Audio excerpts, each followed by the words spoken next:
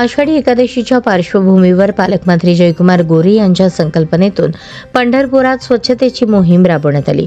गोरेंच्या हाकेला हजारो नागरिकांनी साथ देत उत्स्फूर्त सहभाग नोंदवला। पालकमंत्री जयकुमार गोरे यांच्या उपस्थितीत छत्रपती शिवाजी महाराज चौकात या स्वच्छता मोहिमेचा शुभारंभ झाला।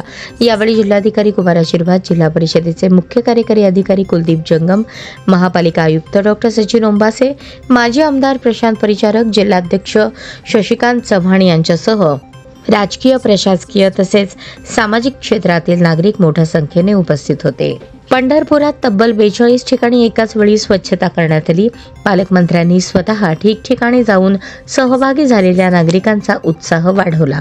छत्रपती शिवाजी महाराज चौकातच मोहिमेचा समारोप झाला। हजारो टन कचरा यावेळी उचलण्यात आला। यामुळे माऊलींच्या स्वागतासाठी स्वच्छ पंढरी सज्ज झाली आहे।